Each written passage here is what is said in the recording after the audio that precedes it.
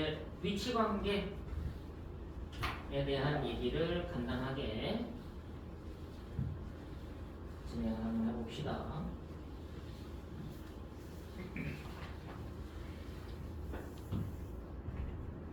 이 원과 다른 도형 간의 위치 관계에 대한 얘기야. 도형적인 위치 관계.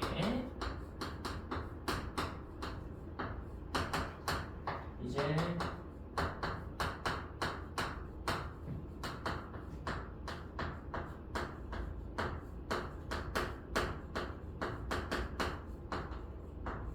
이 중에서 교과적으로 중요한 내용은 원과 직선의 위치 관계가 된다.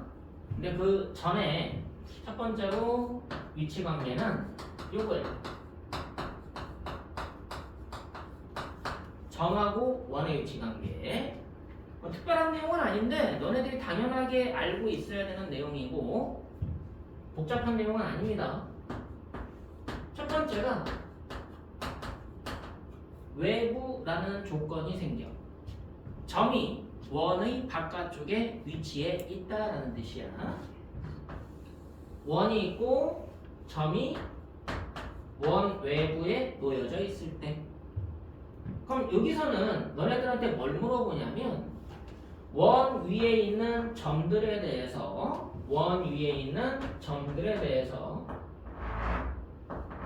이 거리들의 관계를 물어봐.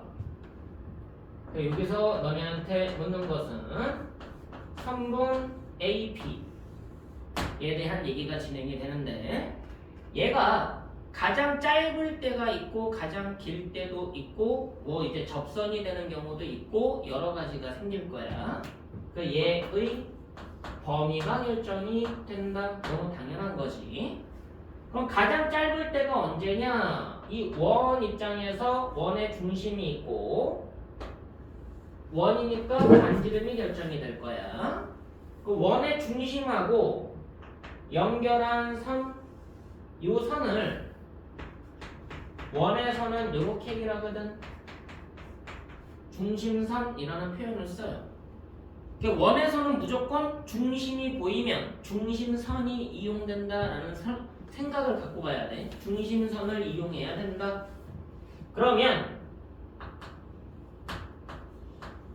요 점까지를 보면 이 길이가 가장 짧지 않겠니? 그리고 여기 결국은 지름이 이용이 될 건데 요 길이가 가장 길 거란 얘기야. 그러니까 AP의 범위는 어떻게 되냐라고 봤더니 중심까지의 거리 AC를 기준으로 해서 반지름을 더하고 빼주면 최대값과 최소값이 나온다는 얘기를 하고 있는 거야. 그래서 AC 중심까지의 거리에서 반지름을 빼준 게 최소값 AP 범위는 AC에서 반지름을 더해준 게 최대값이 될 거다. 저걸 이용해서 이제 문제를 변형하게 돼 있어.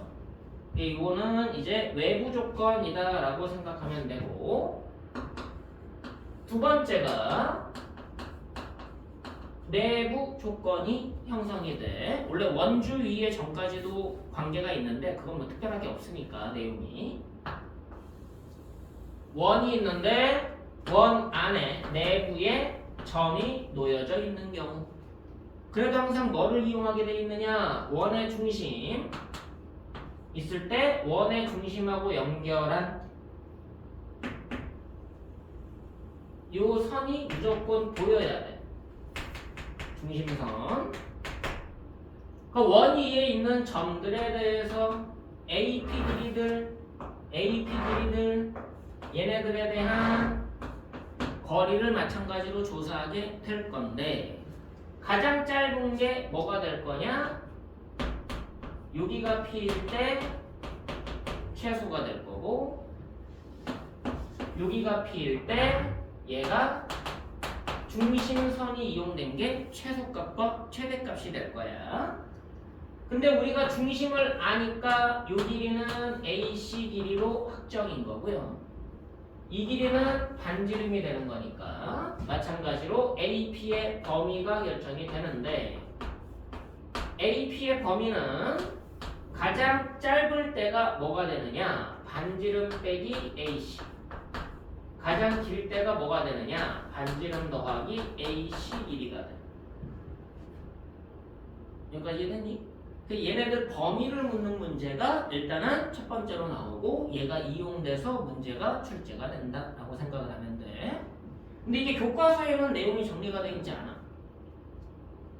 당연히 알 거라고 생각을 하는 거야. 당연히 알 거다라고 생각하고 접근을 하는 이론이라 교과 내용에는 점과 원의 위치 관계는 설명되어 있지 않다. 그럼 실제로 교과서에 정리되어 있는 내용은 요놈이에요. 원과 직선에 대한 내용이 교과서에 정리가 되어 있어. 저거는 알 거다라고 생각하고 하는 거고. 근데 원과 직선의 위치 관계는 원이 있으면 직선이 이렇게 자르고 지나갈 때 라는 조건이 생겨. 그럼 교점이 몇 개가 돼? 2개. 이걸 보고 가르고 지나간다, 자르고 지나간다 해서 뭐라고 부르냐면 할선이라고 부릅니다. 직선이 할선이 되는 경우, 다르게 얘기하면 교점이 2개인 경우, 교점이 2개인 경우는 뭐라고도 부르냐? 이게 첫 번째 관계인데, 그러니까 이제 나는 이제 이런 용어들을 일부러 많이 얘기를 해요. 직선이 할선인 경우, 여기서 너네한테 묻는 문제는 첫 번째로 뭘 물어보냐면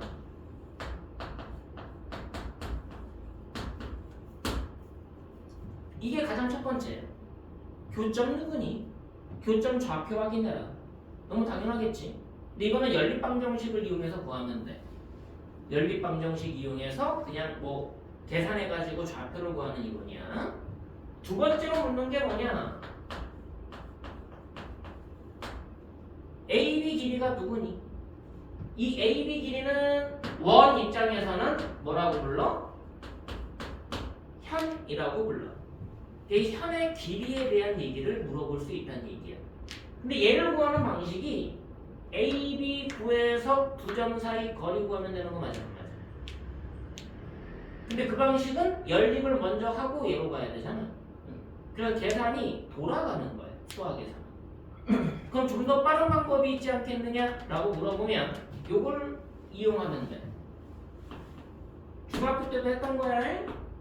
자, 원의 중심의 좌표가 A, B로 나올 거야. 맞니?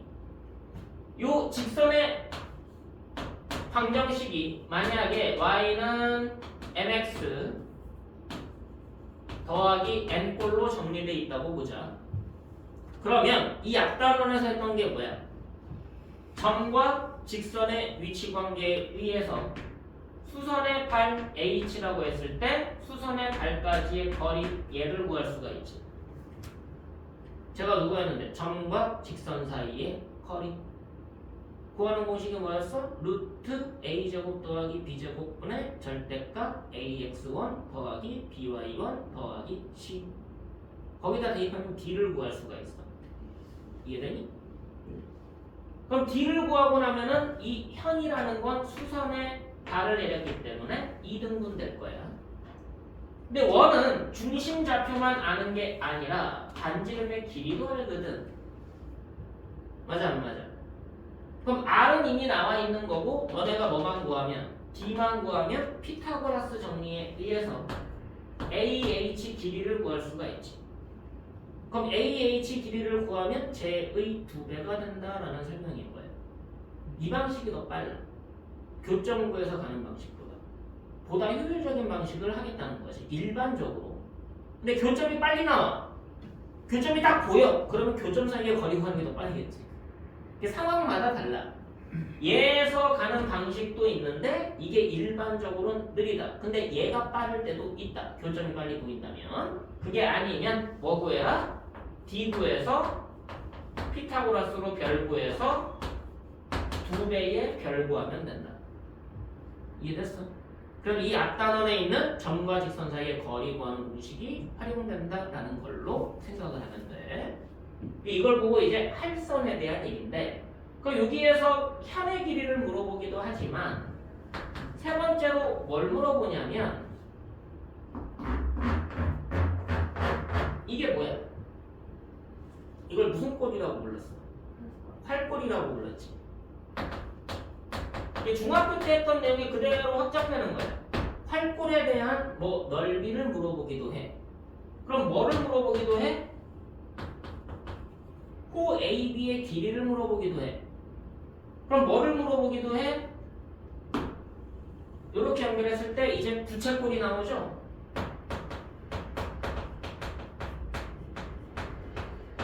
부채꼴을 물어보기도 해. 그 다음에 뭘 물어보기도 해? 삼각형 CAB, 삼각형에 대해서 물어보기도 해. 이건 너무 당연한 거야. 여기서 만들어지는 도형이니까. 이해되니? 그러면 활꼴이 작은 활꼴 이쪽까지 얘기하면은 부채꼴이잖아. 이 부채꼴하고 이쪽 부채꼴에 대해서 물어보기도 해. 이 여기부터 물어보는 거는 선생님에 따라서 그냥 뭘 물어볼지를 결정하겠다라고 생각하면 되겠지. 일단 저건 이제 중학교하고 연결이 되는 내용이다 라고 생각하시면 되고요. 잠시만.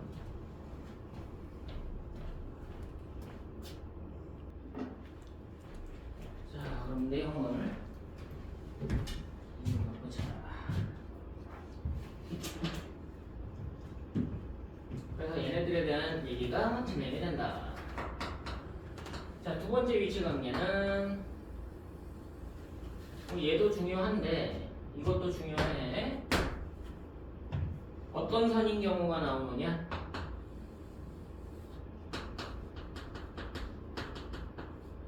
접선인 경우가 나와. 자, 그럼 접선인 경우는 중심의 좌표가 있을 거고 반지름의 길이가 있을 거고 여기에서 접점까지의 거리가 있을 거야. 그럼 얘는 마찬가지로 점과 직선 사이의 거리를 이용해서 구할 수가 있겠지. 여기서 가장 중요한 건 뭐냐? D가 반지름과 같다. 이게 가장 중요해. D가 반지름과 같다. 이걸 이용해서 뭘 구할 수가 있냐면 접선의 방정식을 구할 수가 있게 돼요. 얘를 이용해서 접선의 방정식을 구한다. 그게 더 효과적이야. 연립해서 중근임을 이용한다. 그거보다는 얘가 더 빨라. 일반적으로. 그러니까 여기에 대한 얘기는 접선의 방정식으로 따로 정리가 되게 돼 있어. 세 번째로 원과 직선이 교점이 없어. 이거는 이제 교점이 없으니까 뭐 할선이다 접선이다 그런 말을 안 쓰고 그냥 원과 직선이 만나지 않는다 라는 표현만 하고 여기서 이용하는 거는 딱 하나야. 중심에서 직선까지의 거리가 이 원이 갖고 있는 반지름보다 크다.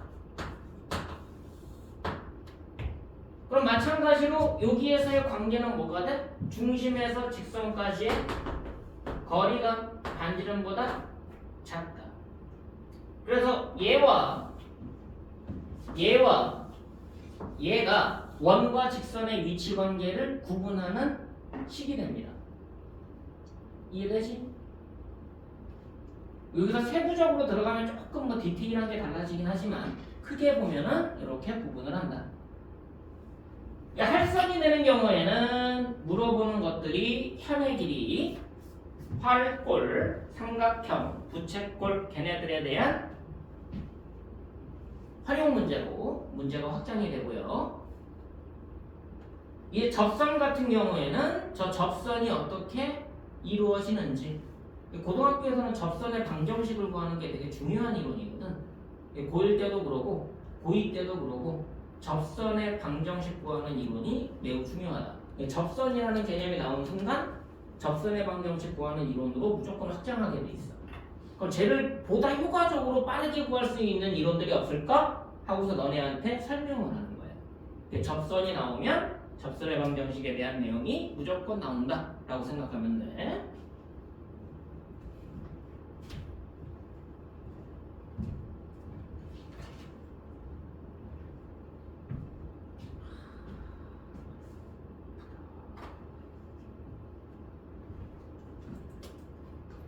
그러면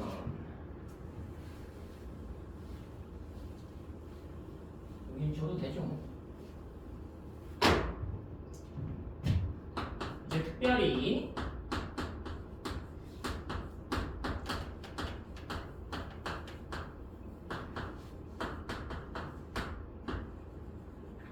요거까지만 하면은 이제 원에 대한 도형적 이론이 교과 과정에서 한 90% 정도는 끝난다고 생각하면 돼. 자, 이제 접선에 대한 얘기를 할 거야. 근데 너네가 이제 내가 방금 얘기했잖아. 2학년 가서도 접선이 주어지면 접선에 대한 방정식 구하는 문제가 나오고 3학년 가서도 무조건 접선이 나오면 접선의 방정식 구하는 문제로 확장이 되는데 이 접선에 대한 묻는 문제가 딱 세 종류가 있어. 접선에 대해서 묻는 문제는 딱 세 종류야. 고3 때까지. 그럼 접선이란 말이 보이면 그 셋 중에 뭘 묻는 건지를 파악하고 접근을 한다라고 생각하면 돼. 근데 어떤 경우는 공식화가 되기도 하고 어떤 경우는 공식화되지 않기도 하니까 공식화될 때가 언젠지 그것도 판단하는 게 좋아. 이 접선에 대해서 묻는 거는 수학적으로 세 가지를 묻는데 첫 번째는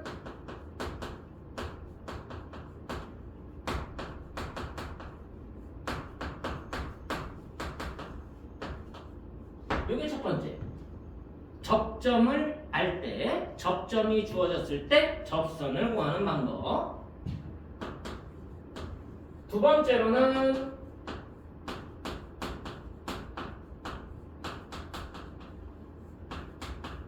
고3 때까지 계속 연결되는 케이스다.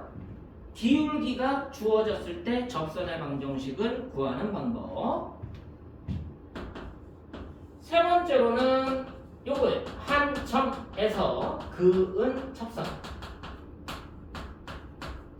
그은 경우. 이 포인트는 뭐야? 접점이 주어졌느냐, 기울기가 주어졌느냐, 그은 경우냐 세 가지로 나누면 돼. 접점 주어졌을 때냐, 기울기가 주어졌을 때냐, 그은 경우냐. 상황적으로 이해하면 지금은 원이니까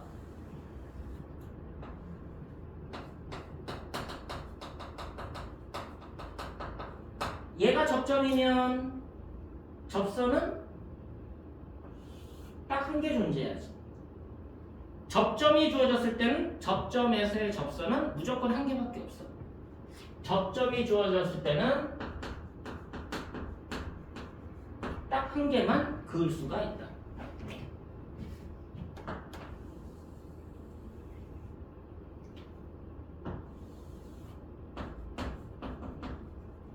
자, 얘가 기울기가 m인 직선이래.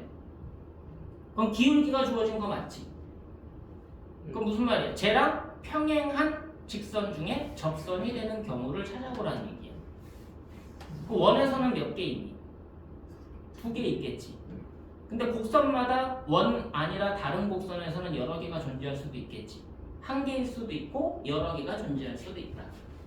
기울기가 주어진 경우는 여러 개가 가능하다. 근데 원에서는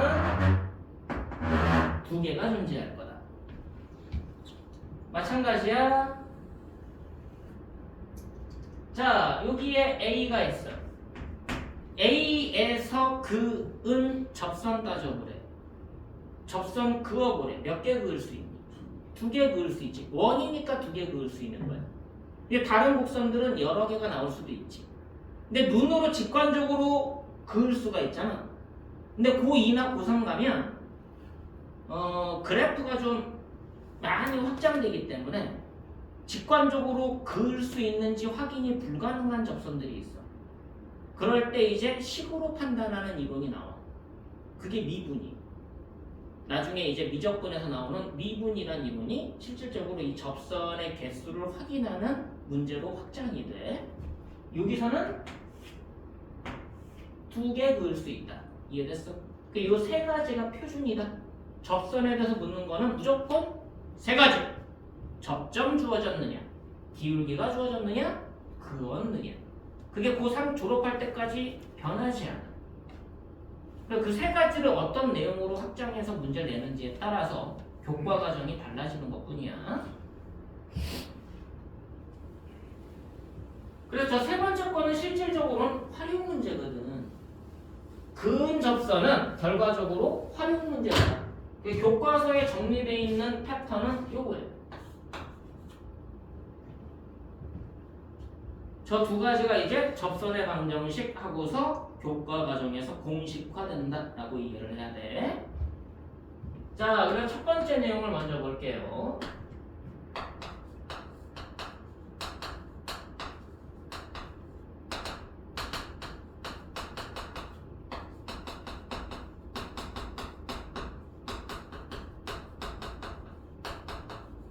이건 내용 이해를 하는 게 되게 중요하니까 어차피 내용을 한번 듣고 나면 다음에는 내용을 조금 확장해서 너네가 문제 풀면서 접근을 할 수가 있어서 지금 현재는 내용의 개념에 좀 중심을 맞춰서 정리를 하고 있는 거야.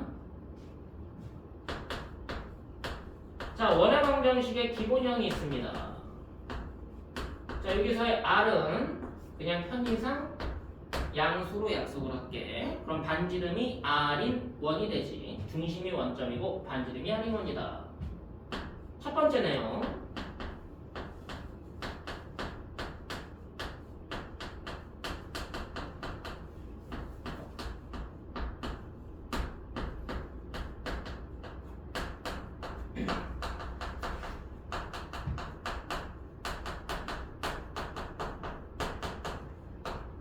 원위의 점 x1, y1에서의 접선의 방정식.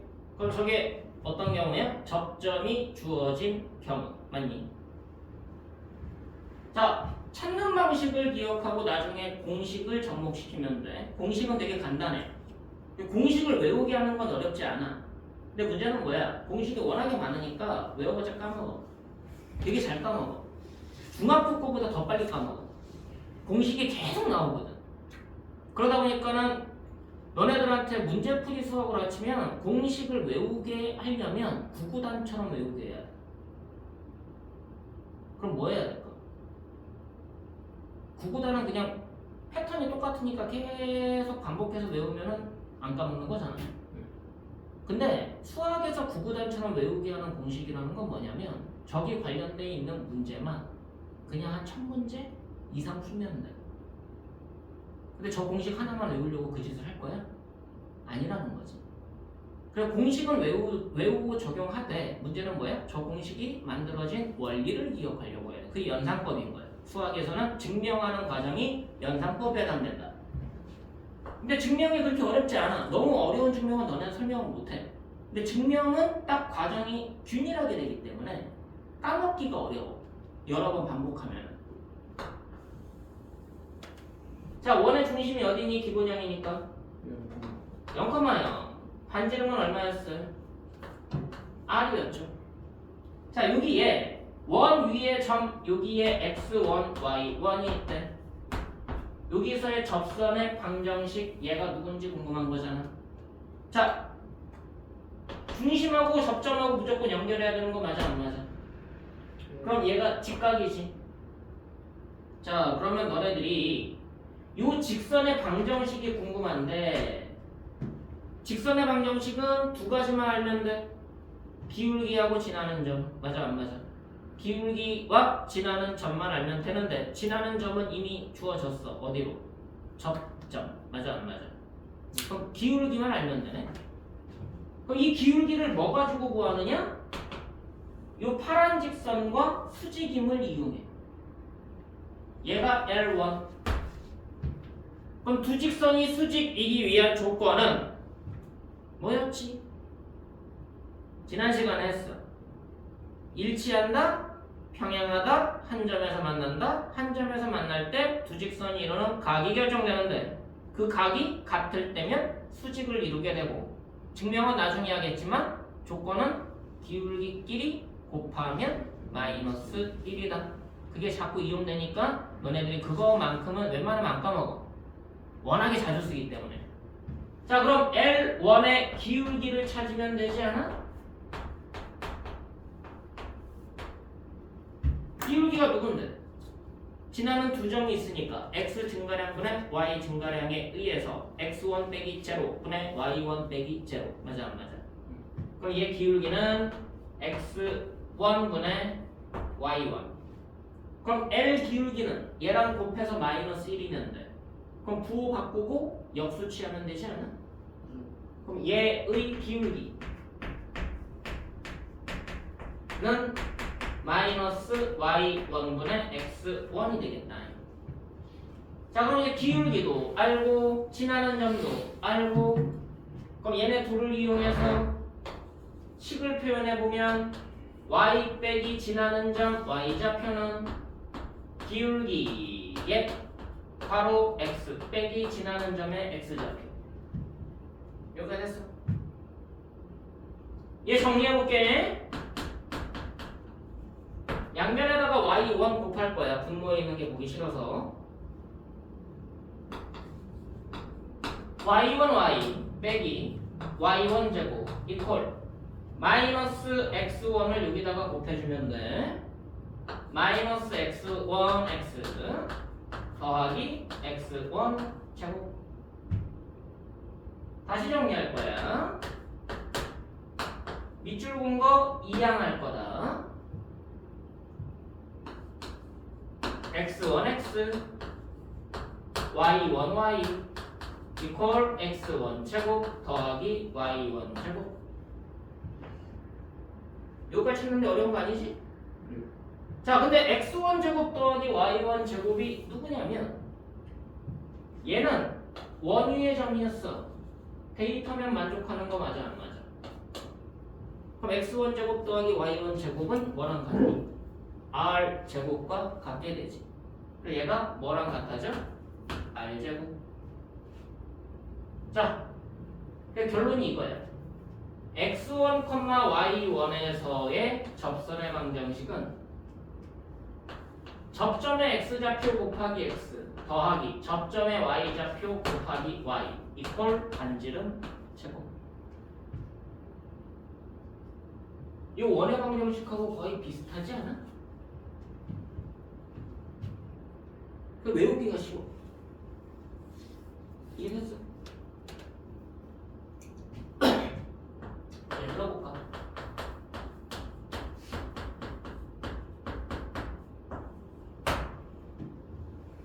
자, x제곱 더하기 y제곱은 13. 그럼 반지름은 루트 13이야. 맞니? 여기 위의 점을 마이너스 2,3이라고 해볼게. 그럼 여기에서의 접선 구해보는 누구야? x좌표 x 더하기 y좌표 y는 반지름 제곱. 끝. 공식 적용하는 게 어렵진 않다는 얘기야. 그냥 잘 안 보던 표현이니까 귀찮아진 거지. 공식 적용하는 훈련은 되게 쉬워. 단지 뭐야? 이 공식이 왜 나왔니? 라고 물어보면 대답하는 애들이 30%는 대답을 못 하더란 얘기야. 그래서 30% 정도는 어느 정도는 아는데 하고서 느리게 대답하더란 얘기야. 근데 40%는 증명까지 다 할 수 있다는 얘기가 되는 거지. 근데 30%는 진짜 몰라. 그냥 공식만 해요. 방식이 잘못된 거야. 증명을 하고 공식 외워지는 거 문제 풀면서 외우는 거야. 공식 적용하는 훈련이 어려운 건 아니니까. 그래서 이게 접선의 방정식에서의 첫 번째 공식이다. 원위의 접점이 주어졌을 때의 기본형이야. 포인트는 기본형에서의 접선의 방정식. 근데 이게 익숙해졌어. 이게 너무 잘 알아. 증명도 알아. 그럼 뭐까지 가는 거야? 표준형에서의 접선의 방정식. 근데 그거는 교과 과정에 정리되어 있진 않아. 이거는 교과서에도 다 정리가 돼 있어. 증명 과정까지 다 정리가 돼 있어. 근데 얘가 익숙해지는 걸 일단 너네한테 기본적으로 원하는데 이걸 증명 없이 그냥 외우기만 하면 확장이 어려워. 그러니까 증명하면서 공식을 접목한다라고 생각을 해야 돼. 그래야지 좀 응용된 문제도 공식을 모르더라도 풀 수가 있다라고 생각을 하는 거야.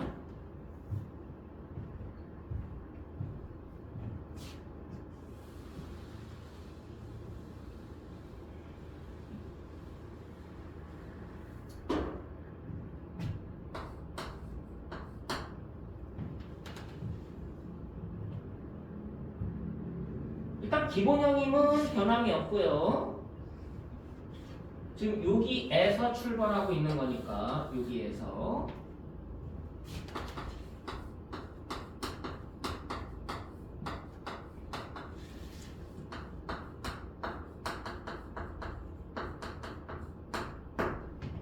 기울기가 주어진 접선의 방정식을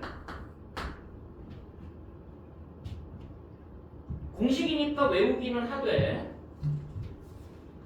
외우는 걸로 끝나려고 하지 말고 그 공식이 어떻게 나왔는지를 추론을 해야 돼. 얘도 중요하고요. 얘도 중요합니다.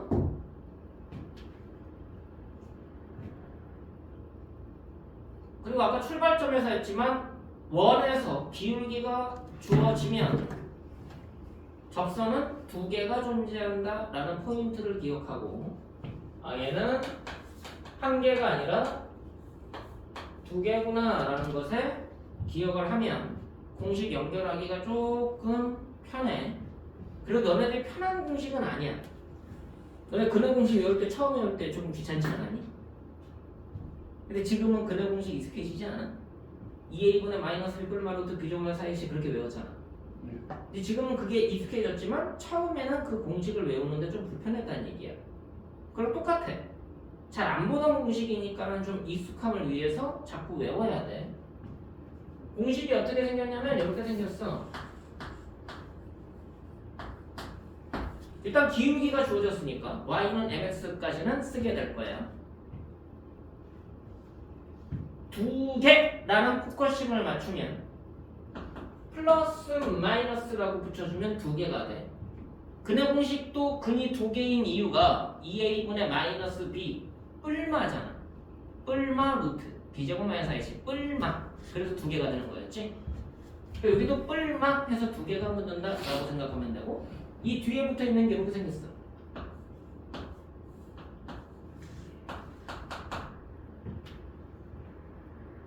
그대로 읽으면 어떻게 해야 돼? r 루트 m제곱 플러스 1 r 루트 m제곱 플러스 1 그렇게 외우면 돼. r 루트 m제곱 플러스 1 반지름 루트 기울기 제곱 플러스 1 r 루트 m제곱 플러스 1 반지름 루트 기울기 제곱 플러스 1 r 루트 m제곱 플러스 1 그냥 외우는 거야. 그럼 저게 왜 그런지를 기억하는 것 뿐인 거지. 근데 저 공식은 중요한 이유가 뭐냐면 너네가 나중에 이과를 가서 기하라는 단원을 진로 선택 과목으로 택하게 되면 거기 첫 단원이 2차 곡선이라는 내용이 나와. 거기에서 공식 3개가 나오는데 그 공식 3개하고 저 공식이 비슷해. 그래서 저 공식은 확장이 돼버려. 그냥 공식 2개하고 비슷해. 3개가 아니라. 근데 이게 일단은 그래서 되게 중요한 공식 중에 하나야. 확장하는 공식 중에 하나라서 외울 때는 기울기가 m이니까 어디까지는 당연히 써져? y는 mx까지 무조건 써지고 2개니까 뿔마 r 루트 n제곱 플러스 1 r 루트 n제곱 플러스 1 그래서 외우면 돼. 그럼 이게 왜 그런지만 알면 될 거 아니야. 근데 애들이 증명을 되게 어려워해. 근데 증명이 어려운 게 아니라 안 해봐서 어려운 거거든. 자, 중심이 원점이고 반지름이 r인 1인데 어떤 직선이 있어. 근데 이 직선이 둘 다 기울기가 얼마인 직선인 거야? m인 직선인 거야. 근데 얘가 접선이래. 그럼 이 직선은 딴 건 모르겠지만 이렇게 생긴 거 맞아 안 맞아? 그럼 K만 구하면 되는 거잖아. 맞니? 근데 접선이니까 접선일 때는 아까 뭐 이용했었어? 중심에서 직선까지 거리 D하고 반지름이 같은 거였지. 이 접점 연결을 하면 직각이고 얘가 D이자 R이더라. 그럼 점과 직선 사이 거리 구하는 공식을 쓸 거야. 그럼 다시 점과 직선 사이 거리 구하는 공식은 여기에서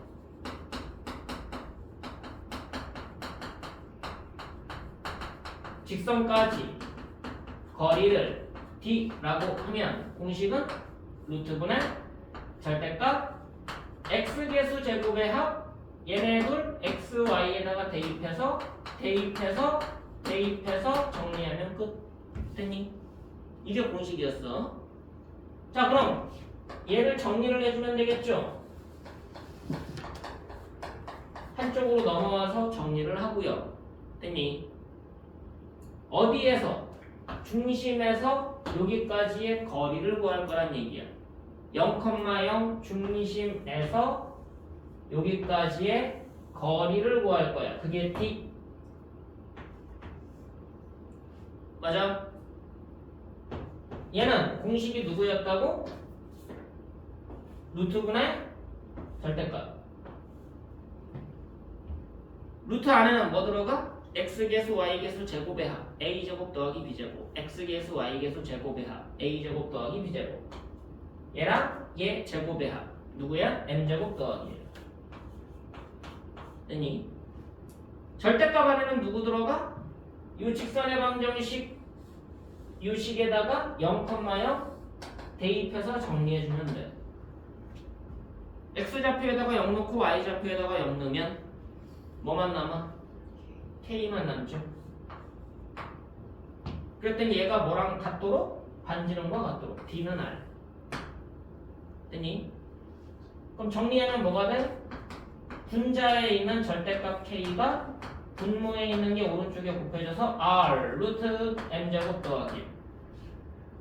그럼 절대값을 풀면 뿔마 붙는 거 당연하잖아. 뿔마 R 루트 M제곱 플러스 1. 그래서 두 개가 되는 거야. 그래서 여기다가 대입해서 정리하면 얘가 되는 거지. 증명이 어렵니? 어려워? 왜 어려울까? 잘 안 해봐서 그러지.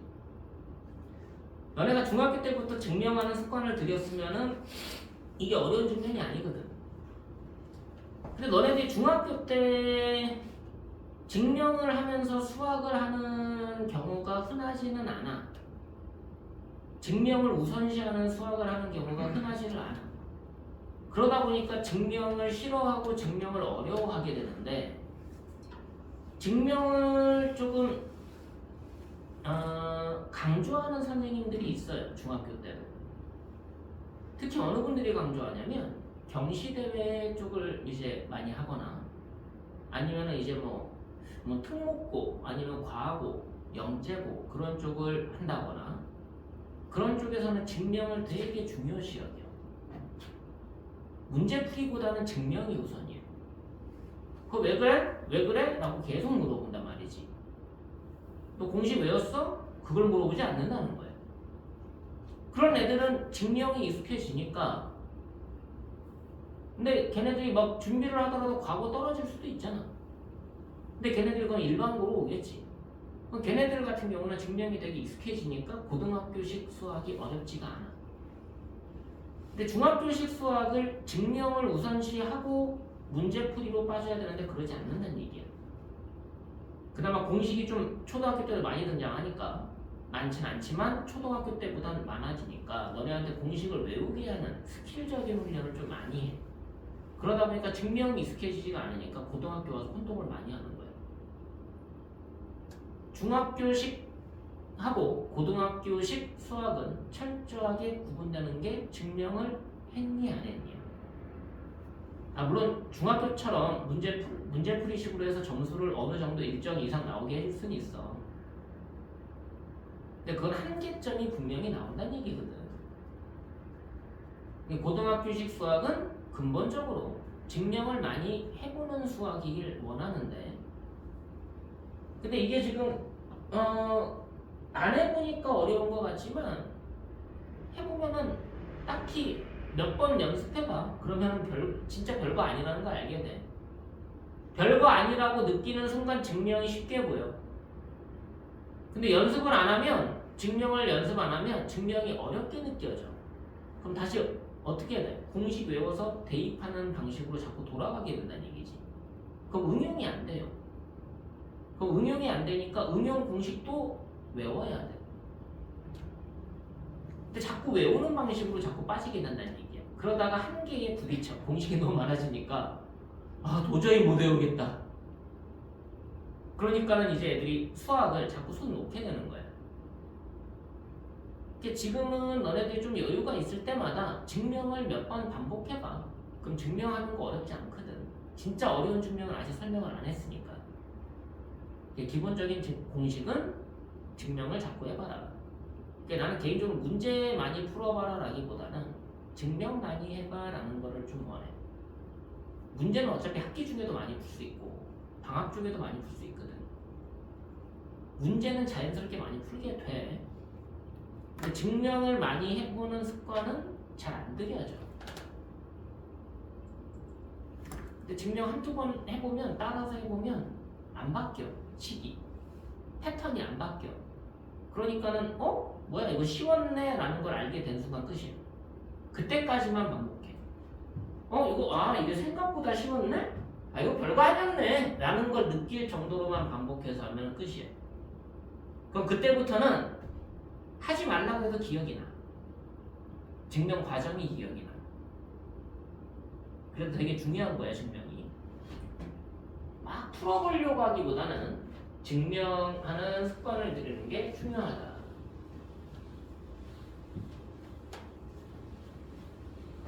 그러면 너네가 만약에 이 방식으로 증명을 여러 번 했다고 쳐. 그럼 공식이 중요하냐라고 물어보면 공식이 중요한 이유는 응용 문제를 빨리 풀기 위해서 필요한 거예요. 응용 문제를 빨리 풀기 위해서. 근데 그러기 위해서 또 다른 공식을 또 외울 거냐라는 설명인 건데 굳이? 나중에 되면 너네가 증명할 수 있는데 필요하면. 한번 봐봐.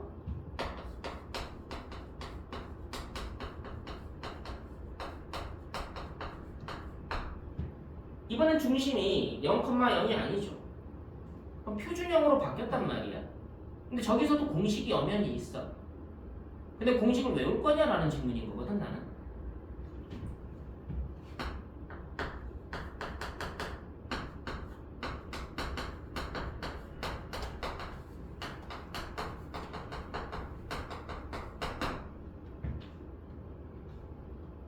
자, 증명이 서게 되고 문제를 진짜 많이 풀어본 애들은 저것도 공식을 알아. 공식도 알고 증명까지도 가능하고 활용도 가능해. 근데 증명 없이 저 공식을 그냥 무작정 외운 애들은 공식에다가 대입해서 답은 구할 수 있지만 활용은 못해. 자, 봐. 원리는 똑같거든. 중심이 어디? 1,2. 반지름 얼마? 얘가 r제곱이야. 그럼 반지름이 2인 원이 되겠다. 기울기가 2인 직선이 있는데 기울기가 2인 접선을 찾을 거야. 그럼 이 식은 어디까지 나와? y는 2x까지 나오지. 그 y절표만 구하면 되잖아. 그럼 뭐라고 나와? k.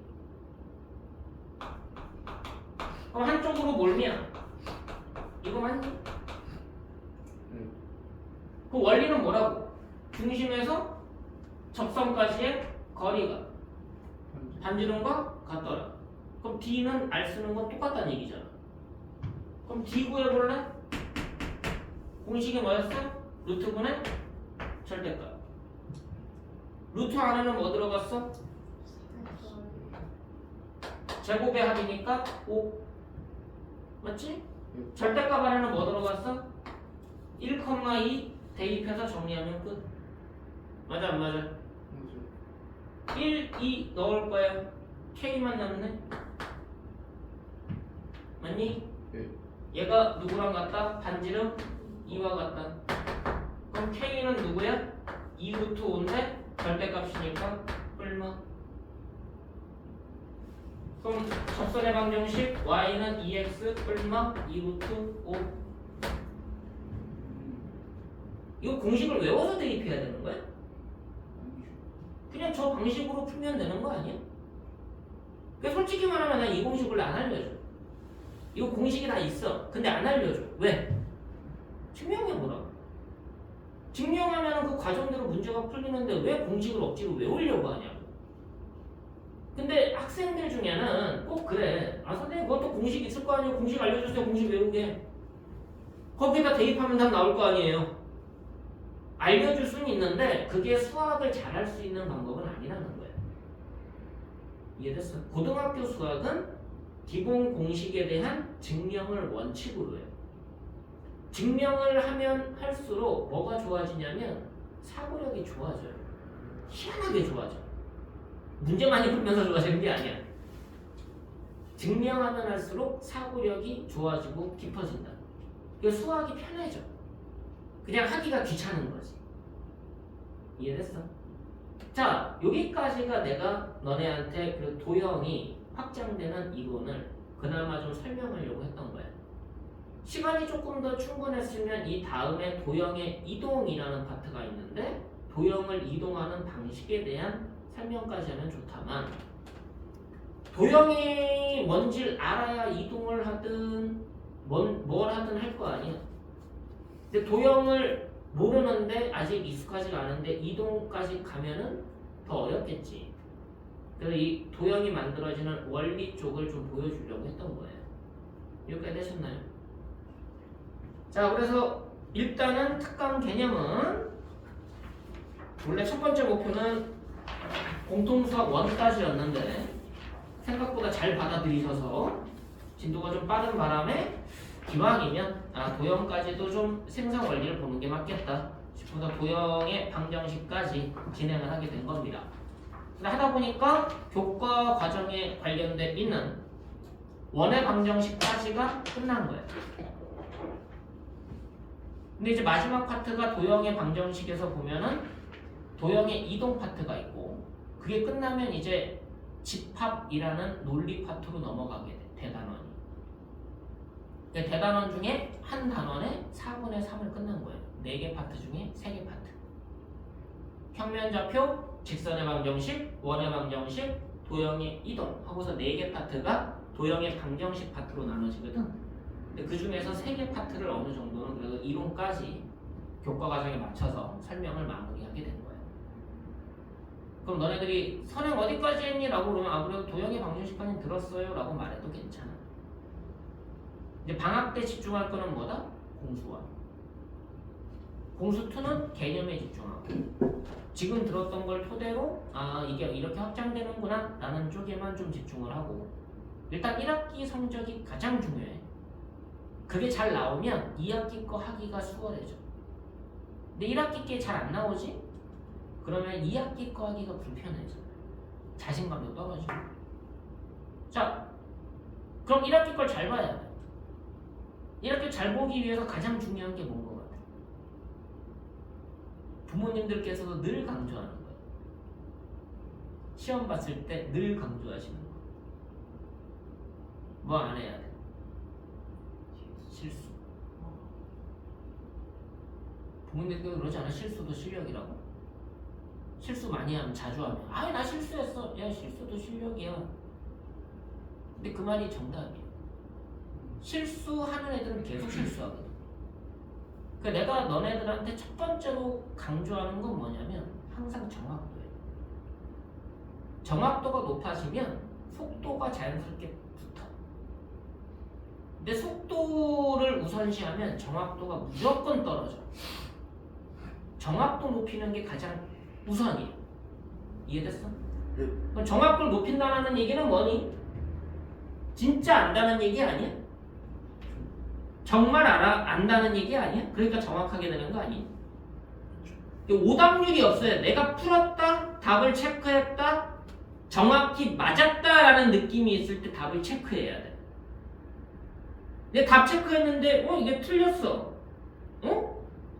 에이 이거 오답일 거야 라는 확신이 드는 정확도를 가져야 돼. 내가 푼 게 맞을 거야, 내가 푼 게 맞아 라는 확신이 드는 정확도가 있어야 된다고. 그만큼 정확해야 돼. 그러면은 실수가 거의 안 나와. 자, 너네가 보는 실수랑 내가 보는 실수가 좀 차이가 있겠지. 내가 보는 실수는 딱 하나야. 답이 4가 나왔어. 그럼 4라고 써야 되잖아. 단답형이면 4라고 쓰겠지. 근데 객관식이야. 근데 4가 답인데 4가 3번에 써있고 4번에 5라고 써있어. 근데 4라고 생각하고 4번에다 체크하는 경우. 그런 게 실수야. 그거는 빼박 실수야. 이해됐어? 나머지 건 웬만하면 실수라고 보면 안 돼. 뭔가 집중도가 흐트러진 거야. 내가 문제를 막 풀고 있는데 누가 건드렸거나 머릿속에 딴 생각이 들어갔거나 공식이 혼동됐거나 그런 건 실수가 아니야. 그건 집중도가 떨어져서 결국은 내가 그 문제에 대한 주의력이 떨어진 거야. 그건 실수라고 보면 안 돼. 그러니까 그런 걸 주의해야 돼. 실수 답을 체크하는 순간 이게 정답이야 라는 확신이 들 정도로 정확해야 돼. 그럼 문제 많이 풀어서 생기는 게 아니야. 정확도는 개념에 대한 이해가 높아야 정확도가 높아져. 내가 설명을 많이 하는 이유가 거기 있는 거예요. 이 설명대로 증명도 많이 하고 그러면서 문제풀이에 적용을 하는 훈련을 하는 거예요. 그러면 이 문제가 이렇게 변형돼서 나왔구나 라는 걸 알게 되고 개념의 정확도가 높아지면 천천히 풀어. 진짜 너네들 말 그대로 너네들 입장에서 실수하지 않게. 그러면은 속도는 자연스럽게 붙어. 누가 강조 안 해도 붙어. 야 빨리 풀어! 라고 안 해도 알아서 빨리 풀게 돼. 너네 초등학교 때부터 수학했던 걸 잘 생각해봐. 구구단 외우는 과정부터가 수학이거든. 암기의 출발이거든. 근데 구구단 외울 때 속도가 자연스럽게 늘지 않냐 이거지. 그리고 덧셈, 뺄셈, 곱셈, 나눗셈 할 때 봐봐. 천천히 처음엔 이해 안 돼서 뭐야 이런 게 다 있어. 막 분수를 소수로 나타내기, 소수를 분수로 나타내기, 소수점 안에 계산하고 막 분수 덧셈, 뺄셈하고 곱셈, 나눗셈하고 막 얘는 뒤집어서 곱하래. 근데 지금도 느려? 근데 하면서 자연스럽게 빨라지지 않아? 그게 수학이야. 정확도가 높아지면서 자연스럽게 빨라지는 게 속도인데 어느 순간 너네가 속도를 높이려고 하고 있다는 얘기야. 정확도보다. 그러다 보니까는 정확도가 못 쫓아와. 그럼 속도는 나오는데 자꾸 틀려. 그러니까 자꾸 억울해져. 주변에서 인정을 못 받으니까 쟤 나보다 수학 못하는데? 분명히? 내가 실수해서 쟤보다 점수가 낮아. 너네 기분 안 좋고 분명히 쟤보다 내가 수학 잘하는데 내가 점수가 높아야 되는데 내가 점수가 낮다는 얘기는 내가 실수를 많이 했다는 얘기잖아. 쟤보다. 그럼 상대적으로 기분이 나쁘거든. 근데 그게 고등학교 때도 똑같이 벌어져. 내가 가장 강조하는 것 중에 하나가 뭐냐? 푼 거 맞춰 오라야. 정확하게 푼 거 맞춰와라. 못 풀만한 거 풀지 말아야. 그럼 푼 것만 다 맞춰와도 너네들이 실력적으로 점수를 드러낼 수 있는데 기분은 나쁘지 않잖아. 그럼 실력만 높이면 되는데, 그럼 정확도만 높이면 되는데, 정확도가 높아지면 속도는 자연스럽게 따라오는데, 근데 정확도 높이는 작업이 되게 힘들어. 양이 많아야 돼. 그래서 내가 강조하는 것 중에 하나가 성실성인 거야. 양을 늘리려면 성실하지 않으면 절대 안 늘어. 근데 성실한 애들은 양이 늘고 천천히 정확하게 풀다 보면 속도는 자연스럽게 붙어서 사고가 되게 빨라져 버려. 나중에 말로 풀어요. 말로. 이건 이렇게 됐고 이렇게 됐고 이렇게 됐고 이렇게 됐고 이렇게 됐는데 왜 답이 이거 아니에요? 나한테 질문하는데 그렇게 질문한다. 선생님 이거 이렇게 하고 이렇게 했는데 이렇게 했는데요. 왜 답이 이게 아니에요? 그럼 난 그 속도에 맞춰서 대답을 해주지. 뭐 그렇게 했고 이렇게 했는데 이렇게 했는데 이렇게 했는데 이렇게 했는데 여기서 틀렸잖아. 그럼 알아들어. 그럼 걔가 머리가 빨라서 그래? 아니야, 머리가 빨라진 거야. 희한하게 빨라져, 수학하면. 근데 처음부터 속도 빠른 애들은 자기가 어디서 틀린지 몰라. 걔네들은 속도를 다운시키는 연습을 해야 돼. 천천히, 좀 천천히. 왜 처음부터 달리려고 그래? 지금 기는 연습을 해야 돼. 기어가면서 네 발로 기어가다가 일어서서 두 발로 걷다가 천천히 걷다가 속보로 좀 더 빨리 걷다가 그 다음에 뛰는 연습을 하는 건데 처음부터 빨리 뛰더란 얘기예요. 개념도 모르면서. 근데 그게 개념을 진짜 자연스럽게 알아가는 애들이 있어. 문제 빨리 풀면서 지가 알아서 터득한 애들이 있어. 걔네들은 희한한 거고 그건 비정상인 거야. 근데 정상적인 인간은 기는 거부터 걷는 거 배우고 빠르게 걷는 거 배우고 이렇게 일로 가면 안 되는구나, 이렇게 걷는 거구나, 이렇게 뛰는 거구나. 너네 뛰는 법 배웠니? 아니지 않아? 그냥 알아서 뛰지 않았어? 근데 너네가 잘 생각해봐. 육상 선수가 되려고 그래. 걔네 자세부터 다시 배워. 그렇지 않아? 좀 더 빨리 뛰고자 하기 위해서 스타트하는 자세부터 배운다고. 그리고 근육의 힘 어떻게 움직이는지부터 배워. 저 안 그래도 잘 뛰는데요? 저거 안 그래도 빨라요. 선천적으로 빠른 애가 있잖아. 근데 걔가 보다 더 빨라지기 위해서 그 자세부터 가다듬는다. 그 너네들은 지금 수학을 자세부터 가다듬어야 되는데 빨리 뛰려고만 한다는 얘기지. 그러다가 한 번 엎어져서 다치면 못 일어나. 그렇지 않아?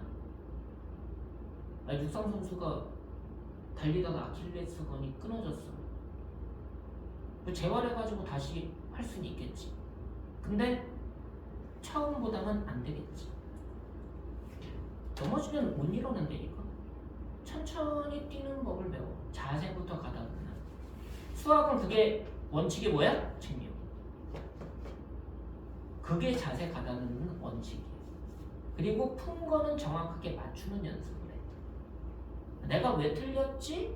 내가 뭘 모르지? 그 고민을 하면은 수학이 처음에는 조금 느려. 자세 가다듬고 있으니까. 근데 달리는 속도가 달라. 나중에 달리는 속도가 달라져. 무슨 말인지 알겠어? 내가 가르치는 방식은 그거야. 자세 잡는 법. 그럼 달리는 방법을 자세를 가다듬으면 순간적으로 빨라진다. 머리가 회전 속도가 그만큼 빨라져. 희한하게 빨라져. 그래서 누구라도 수능 내신 1등급까지 갈 수가 있더라는 얘기. 이해됐어? 내 방식 그대로만 쫓아. 그러면은 진짜 공부가 내가 뭐 3등급이든 4등급이든 아무 상관없어. 무조건 1등급까지 올라갈 수 있어. 근데 어느 정도 출발선이 어디냐에 따라 좀 다르긴 하겠지만 어찌됐든 결승점은 1등급이에요. 거기까지 무조건 만들어. 그러니까 내가 하라는 대로 지금은 너네들이 자세를 가다듬는 기간이다. 특히 공통수학 2는 증명을 우선시해라. 공통수학 1은 계산 과정이 많아. 증명 과정이 많지가 않아. 그러니까 식계산, 특히 중간고사 범위, 식계산이 좀 많아. 변형 계산이 많고. 그래서 그쪽은 문제를 많이 풀어보는 게 도움이 돼요. 아시겠죠?